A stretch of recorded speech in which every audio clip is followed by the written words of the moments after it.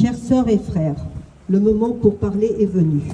Aujourd'hui donc, nous appelons les dirigeants du monde à changer leur politique stratégique en faveur de la paix et de la prospérité.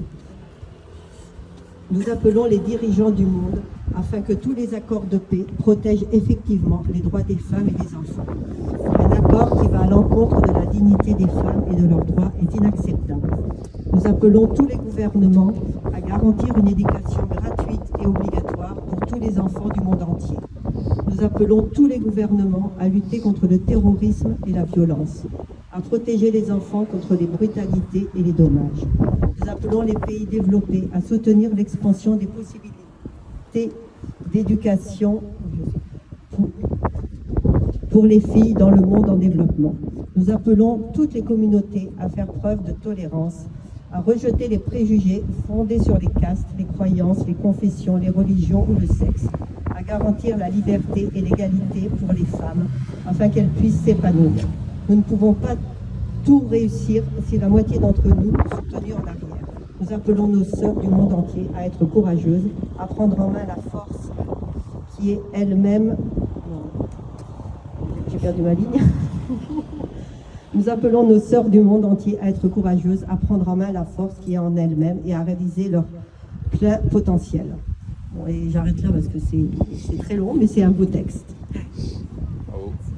Je ne connais pas l'auteur, mais le poème, son titre c'est « La paix ». Si tu crois qu'un sourire est plus fort qu'une arme, si tu crois à la puissance d'une main ouverte, si tu crois que ce qui rassemble les hommes est plus important que ce qui divise, si tu crois qu'être différent est une richesse et non pas un danger, si tu sais regarder l'autre avec un brin d'amour, si tu préfères l'espérance au soupçon, si tu estimes que c'est à toi de faire le premier pas plutôt qu'à l'autre. Si le regard d'un enfant parvient encore à désarmer ton cœur, si tu peux te réjouir de la joie de ton voisin, si l'injustice qui frappe les autres te révolte autant que celle que tu subis, si toi l'étranger est un frère qui t'est proposé, si tu sais donner gratuitement un peu de ton temps par amour, si tu acceptes qu'un autre te rende service, si tu partages ton pain et que tu saches y joindre un morceau de ton cœur, si tu crois qu'un pardon va plus loin qu'une vengeance, si tu sais chanter le bonheur des autres et danser leur allégresse, si tu peux écouter le malheureux qui te fait perdre ton temps et qui garde ton sourire, si tu sais accepter la critique et en faire ton profit sans la renvoyer et te justifier, si tu sais accueillir et adopter un avis différent du tien, si tu sais, toi, l'autre, être d'abord un frère, si ta colère est pour toi une faiblesse, non une preuve de force, si tu préfères être lésé que faire du tort à quelqu'un, si tu refuses qu'après toi ce soit le déluge, si tu te ranges du côté du pauvre et de l'opprimé sans te prendre pour un héros, si tu crois que l'amour est la seule force de dissuasion, si tu crois que la paix est possible, alors la paix viendra. Je ne sais pas qui est l'auteur. Je vais vous lire un extrait d'un poème de Philippe Fortiol, Célébration des enfants.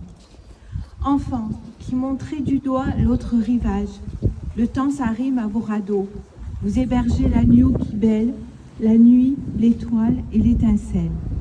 Vous brillez, vous brûlez, vous souffrez, vous êtes fibre d'un feu sacré. Et moi, je l'arrache cet oripeau, et de mes vieilles nippes vous faites une nappe. Foulez ma cape en paradis, enfant, géant de vie, qui m'intimide au grand oubli. Je vais vous lire un passage d'un livre qui vient de sortir, qui a été écrit par Samar Yazbek. Samar Yazbek est une romancière syrienne qui a passé un certain temps à Doha, au Qatar, pour rencontrer des rescapés de Gaza. Et elle en a sorti ce livre qui s'appelle « Une mémoire de l'anéantissement », où il y a une cinquantaine de témoignages de gens à qui elle a posé comme première question « Où étiez-vous le 7 octobre ?»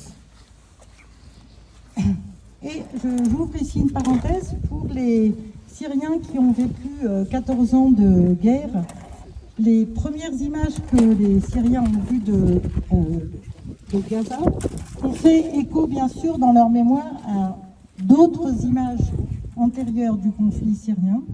Et parfois, dans les journaux, il y a eu des photos qui ont été légendées comme étant des photos de Gaza et qui, en fait, étaient des photos de la guerre syrienne. Cette scène étrange se passe dans une ville tranquille, Doha. À ce moment-là, ce sont les images des villes syriennes détruites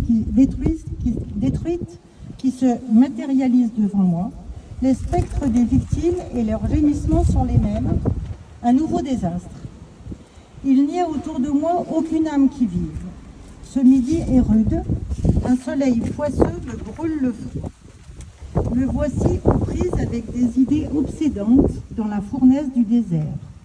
Je détourne le regard pour chasser ces idées qui m'envahissent. En essayant à nouveau de repérer les ombres, je comprends qu'il s'agit de fauteuils roulants noirs. Des gens les poussent. En me retournant, je vois une femme vêtue de noir derrière un fauteuil où est assise une toute jeune fille. Êtres humains amputés, démembrés, corps en marge de la vie, les vestiges d'une époque en ruine. D'un seul coup, ils sont le monde tout entier. Avec ces êtres fantomatiques que je distingue mal, j'ai l'impression de me retrouver à bord d'un navire figé au milieu de nulle part, par tant d'impuissance et de perdition. Le soleil est impitoyable. Je dois me rendre dans les bureaux pour rencontrer les responsables du lieu. Pour ne pas sombrer, le fil de mes pensées réinterprète tout ce que je vois en scène fantastique. Je veux chasser ces visions de destruction qui se mélangent dans mon esprit, celle de la Syrie et celle de la Palestine. Un désarroi inexplicable est sur le point d'engloutir cette vision que le caractère tragique rend presque irréel. Qui pourrait supporter tant de douleur? Ce n'est pas un hasard si l'image de ces fauteuils roulants, qui me font penser à une nuée d'oiseaux noirs, me renvoie aux souffrances du quotidien des Palestiniens, un peuple arraché à ses racines et qui se retrouve réduit à l'impuissance et à l'errance.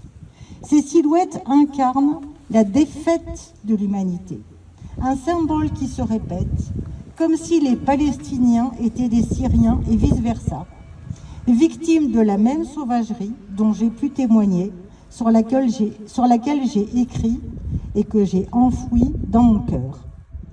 Devant ces fauteuils roulants, devant celles et ceux qui ont survécu au génocide, je veux essayer de comprendre cette douleur depuis ce que je suis, une écrivaine pour qui les mots et la narration sont une manière d'exprimer la compassion, une tentative d'apporter du changement, qui essaie de comprendre ce monde terrible qui nous entoure et de réfléchir à un avenir meilleur pour l'humanité.